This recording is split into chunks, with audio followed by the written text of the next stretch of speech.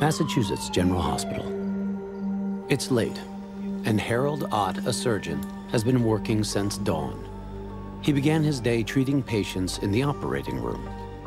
Now he's working on a treatment that might not be available for decades.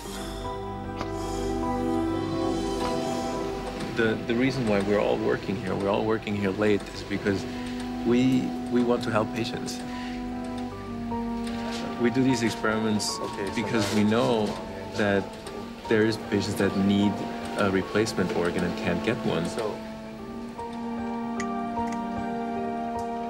What we're trying with this experiment here is to regenerate a functional rat heart outside of the rat's chest cavity. The reason why we chose rat hearts as a model is because the anatomy is actually fairly comparable to the human heart. Rat hearts might seem very small, but they are a very good model for human disease. The first step in this experiment is to take a heart from a dead rat and place it in a decellularization machine. Basically, what we're doing is washing away all the cells to leave us with a scaffold of the heart. There's no living cells left on that heart.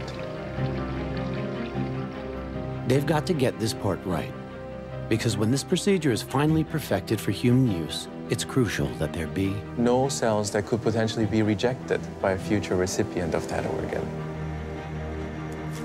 As a next step in this experiment, we isolate cells, put them in a syringe, and inject them into the scaffold with a needle. We repopulate that scaffold with new living cells that we hope can develop into heart muscle cells. Ott injects living rat heart cells deep into the structure of the decellularized heart. If he were growing a human heart, these cells would come from the person whose heart he is trying to save. The next step is then to place it in a bioreactor that simulates the natural environment of a developing heart. The rat heart allows us to test out new technologies on a smaller scale because, simply put, if it doesn't work in a rat heart, it won't work in a human heart. 4 days later, this heart from a rat cadaver is now completely repopulated with new living cells. But will it beat?